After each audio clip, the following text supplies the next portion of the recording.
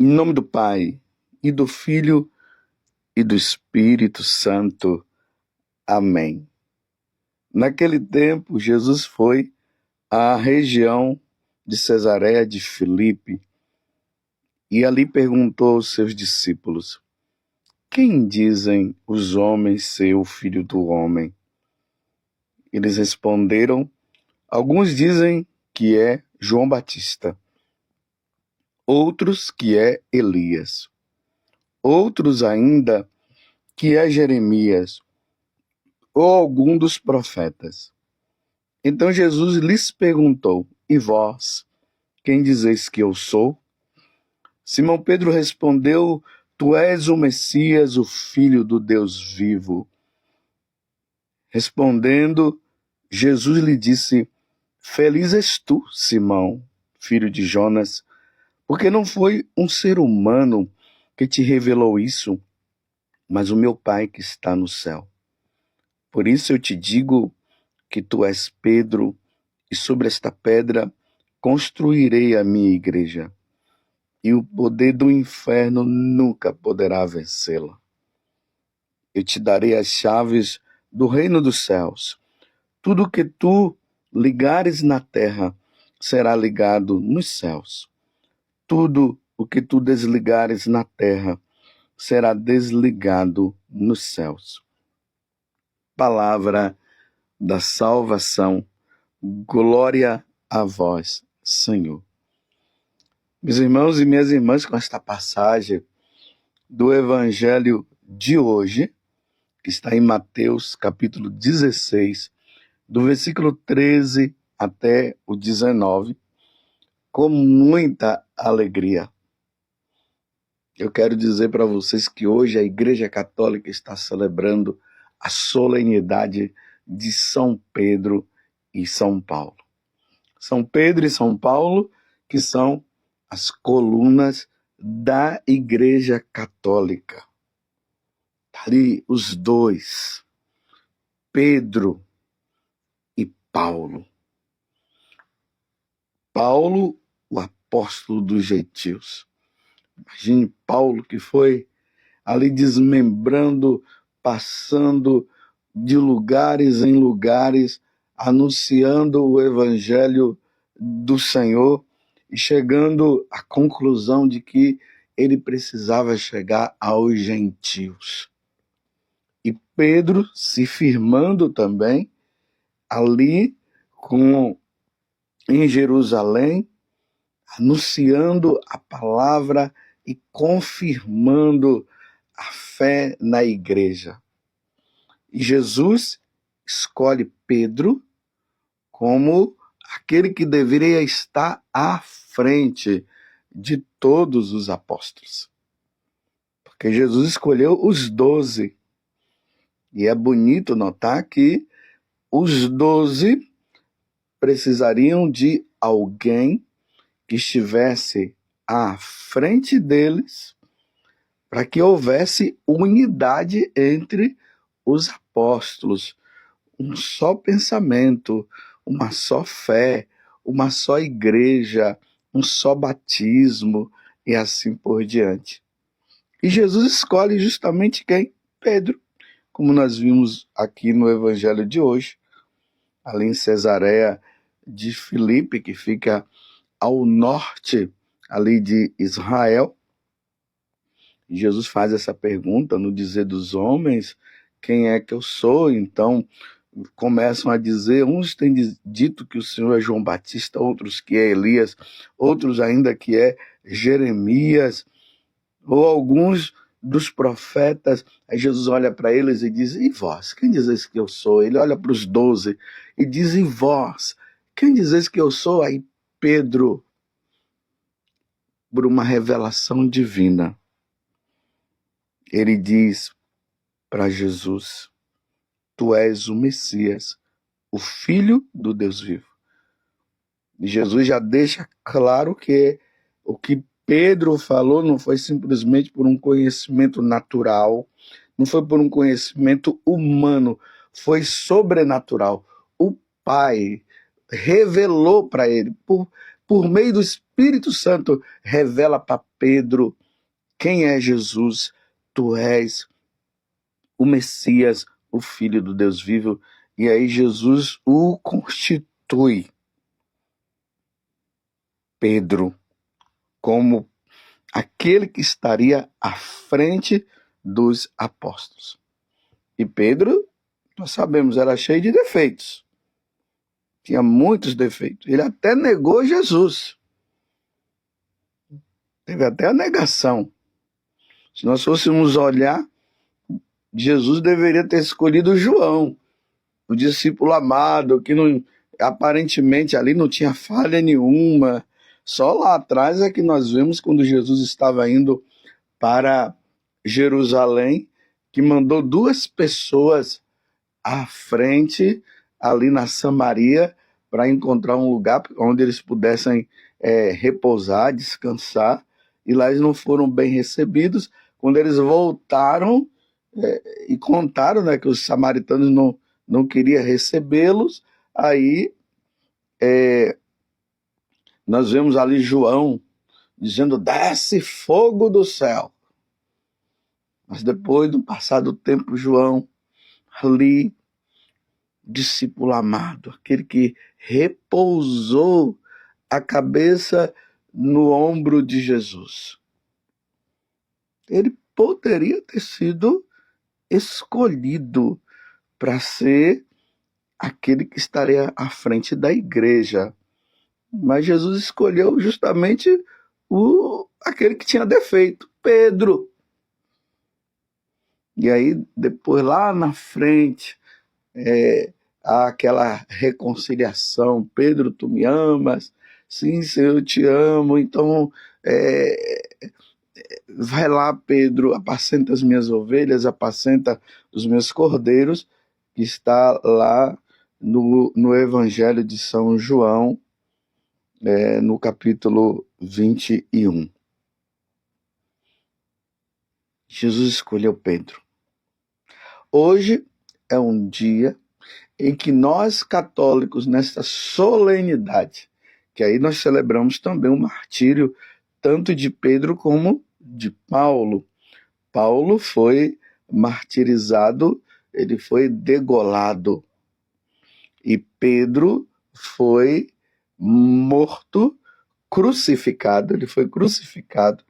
E ele disse ali para os que estavam crucificando que ele não era digno de morrer da mesma forma que Jesus havia morrido, então que eles colocassem ele de cabeça para baixo, e colocaram Pedro de cabeça para baixo, e assim Pedro foi martirizado. Mas o que é que eu quero meditar no dia de hoje com vocês? Meus irmãos, na Igreja Católica, falando na Igreja Católica, existe a chamada sucessão apostólica. E o que é a sucessão apostólica? É uma sucessão que vem acontecendo desde os apóstolos até os dias de hoje. Os bispos vão ordenando uns e vão ordenando outros de forma ininterrupta até os tempos de hoje. E aí nós vamos observar isso com mais clareza olhando para Pedro. Pedro está à frente dos apóstolos, e Pedro é aquele que é o bispo de Roma, e toda vez que o bispo de Roma é eleito,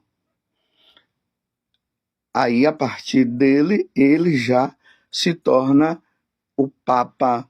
Papa quer dizer pai, o pai da Igreja Católica, o vigário de nosso Senhor Jesus Cristo, que tem a responsabilidade de cuidar agora de todo o rebanho. Pedro, tu me amas? Sim, Senhor, eu te amo.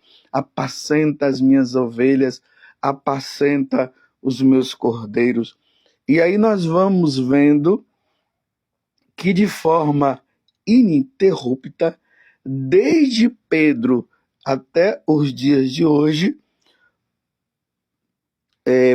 houve esta sucessão, que são 266 papas, que é Pedro, 266. Se nós formos olhar a lista dos papas, nós chegamos a esse número. Lá em Roma, e geralmente nas peregrinações, quando nós vamos em Roma, nós visitamos as chamadas basílicas papais, que é a de São João de Latrão, depois São Pedro, aí tem São Paulo fora dos muros e Santa Maria Maior. Essas são as 4 basílicas papais. Na Basílica Papal de São Paulo, que está fora dos muros, quando nós entramos nessa basílica linda, na parte de cima, nós vamos vendo impresso na parede todos os papas que foram sendo sucessores um do outro até o atual Papa Francisco. E ali nós vamos vendo, nessa sucessão apostólica, Pedro, Lino, Anacleto, Clemente I, Evaristo, Alexandre I, Sisto I. E aí não dá para eu falar todos os 266 agora, mas já corro mais cá para frente, aí nós vamos ver Pio XI, Pio XII, João 23, Paulo VI, João Paulo I, João Paulo II, Bento XVI e Francisco. Espero que eu tenha falado tudo certinho. Depois vocês confiram. Vocês colocam ali no Google, né, sucessão apostólica, aí vocês já fazem um estudo, procura também lá no Catecismo da Igreja, aí vocês vão ver a lista dos 266 papas até o dia de hoje. Aqui eu queria dizer uma coisa para vocês muito importante. A sucessão apostólica, meus irmãos, é um mistério. É um mistério de fé. Vocês estão entendendo? É um mistério de fé. Quando nós entramos lá na Basílica de São Paulo, fora dos muros, e nós vamos olhando assim todos os papas que tiveram no decorrer de toda a história da igreja, se nós pegássemos ali um livro que contasse a história de todos os papas, nós iríamos colocar a mão na cabeça e dizer assim: meu Deus do céu, será que aquele dali foi papa mesmo? Será que ele foi devidamente escolhido? Será que não foi um erro? Porque assim como tiveram papas muito santos, meus irmãos, tiveram papas também que não foi fácil, não, que poderíamos dizer assim, com o perdão da palavra, era como se fossem demônios, viu? Porque é aquele resquício, do pecado original. Lembremos lá que na carta aos Hebreus diz que o sacerdote, ele é escolhido do meio do povo para oferecer sacrifícios para si e para o povo. Então não são pessoas assim santas como os anjos.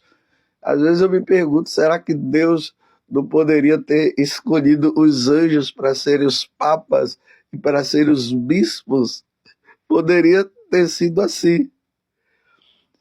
Mas são seres humanos. E aí na listagem nós vamos ver, tem padres, papas que foram canonizados, tem outros que não foram, não. Tem papas que a gente coloca assim uma dúvida e diz, será que está no céu? Será que está? Ali na Divina Comédia de Dante Alighieri, ele vai mostrando que lá no inferno tinham papas. Meu Deus do céu, não é fácil. É uma questão de fé, meus irmãos. Nós olharmos para aquela pessoa que nós desejaríamos que deveria ser um grande exemplo, que poderia ser muito santo, e às vezes não é. Mas é o Papa. Estão entendendo? Não é fácil. Eu repito, a sucessão apostólica é uma questão de fé. E aí nós vamos lá na carta de São Paulo aos Romanos, no capítulo 13. E aí São Paulo, ele vai dizer o seguinte, Romanos capítulo 13, o versículo 1º e o 2º, ele diz assim, cada qual seja submisso às autoridades constituídas, porque não há autoridade que não venha de Deus. As que existem foram instituídas por Deus. Olha só, nós olhamos as autoridades que estão aí e nós dizemos assim, nossa, foi Deus que deu aquela autoridade, foi Deus que constituiu. São Paulo está dizendo aqui na carta aos Romanos, e hoje nós celebramos o martírio dele também, que toda autoridade é constituída por Deus. Aí ele diz, assim aquele que resiste à autoridade opõe-se à ordem estabelecida por Deus, e os que a ela se opõem atraem sobre si a condenação.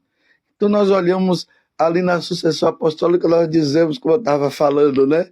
Meu Deus do céu, foi Deus que constituiu, foi Deus quem deu aquele Papa para nós.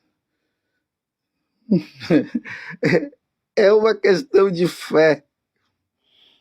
Então, quando os cardeais, eles entram ali naquele chamado conclave, e hoje, com os meios de comunicação, tanto a TV como as mídias sociais, nós temos a oportunidade de acompanhar o conclave. Claro, nós não podemos entrar para ver, mas nós ficamos ali tudo na expectativa. Quem vai ser o próximo Papa? Quando morre um, tem que vir um sucessor. Aí os cardeais entram naquele conclave, fazem aquelas orações, juramento. Olha que responsabilidade. Fazem o juramento, rezam. Agora, é uma questão de fé. Né? Se tem cardeais que não têm fé, aí é problema deles. Mas eles vão lá e nós ficamos na expectativa. Aí tem aquela questão da fumaça, né? Aquela fumaça que sobe, a fumaça negra, a preta lá que sobe, aí nada. Aí teve conclaves rápidos, teve conclaves que foram demorados, e até que aparece, até que a fumaça branca ela sobe. Aí todo mundo, os católicos aqui dizendo, eu queria que fosse aquele cardeal, eu queria que fosse aquele, esse daqui. Hoje os repórteres, os jornalistas já começam a dizer que a previsão é esse, a previsão é aquele, e aquela coisa toda, e ficamos assim. Aí de repente quando aparece aquele homem lá com aquelas vestes brancas, alguns ficam decepcionados e outros não.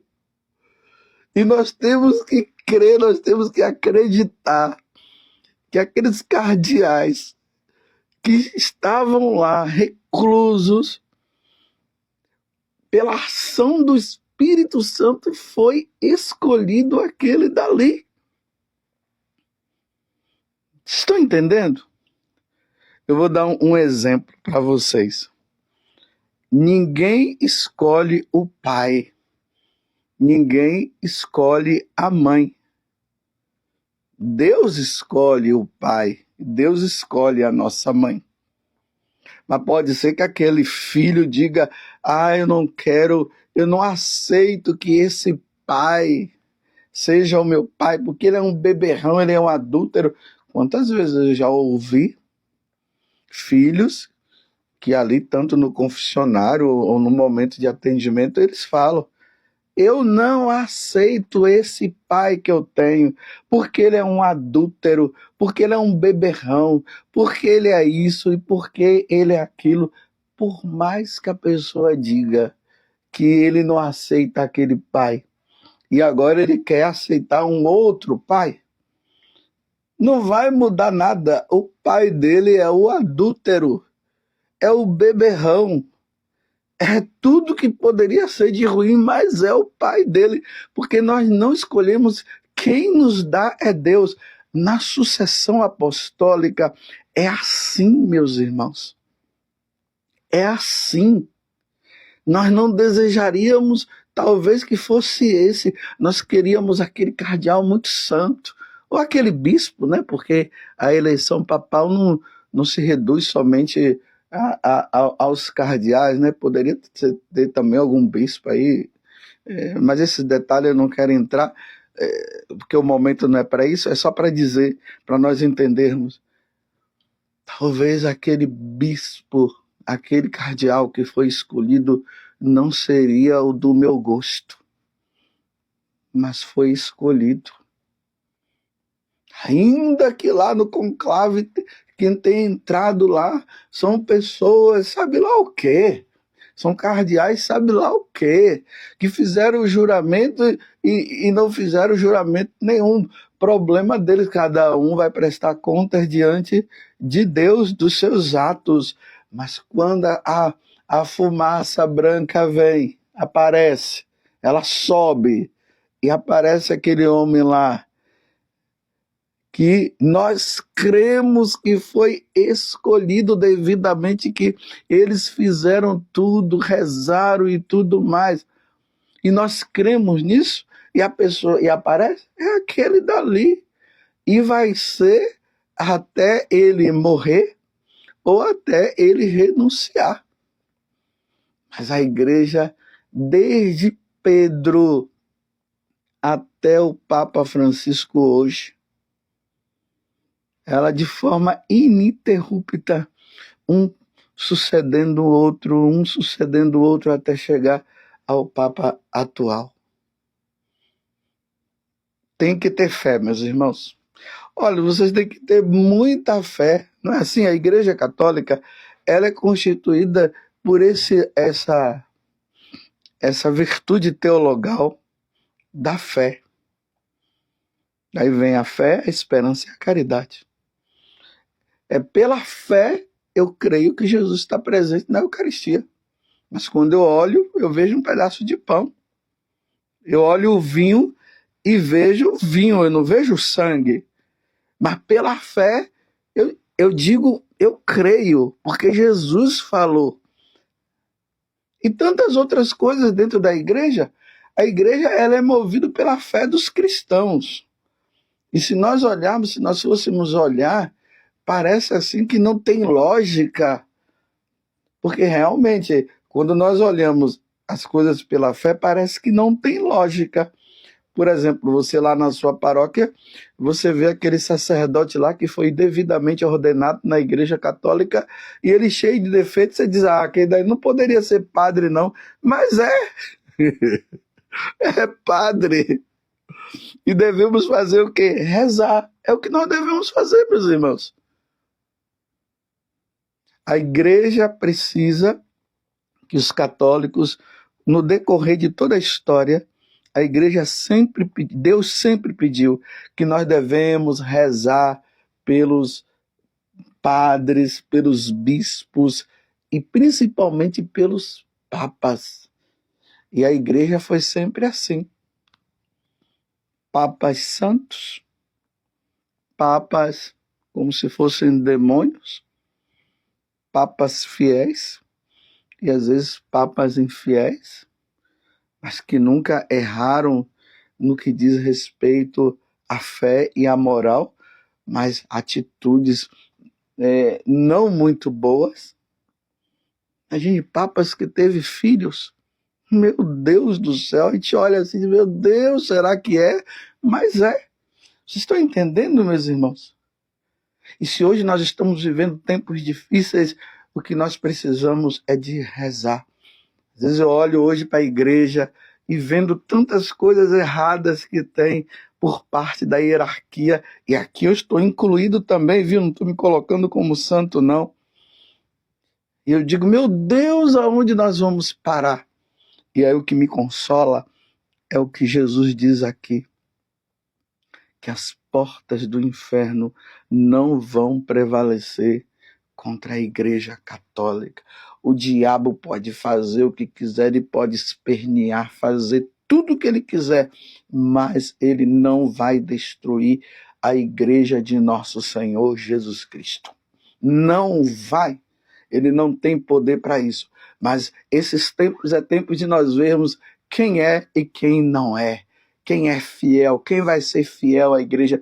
É fácil abandonar a igreja nos momentos difíceis. Quero ver ser fiel. E eu termino essa homilia hoje no dia de São Pedro e São Paulo, dizendo mais uma vez, como Santa Catarina de Sena e Santa Teresa d'Ávila, morro como filho da Igreja Católica. Louvado seja nosso Senhor Jesus Cristo, para sempre seja louvado, e a sua mãe, Maria Santíssima, e desça sobre você a bênção de Deus Todo-Poderoso, Pai, Filho e Espírito Santo. Amém.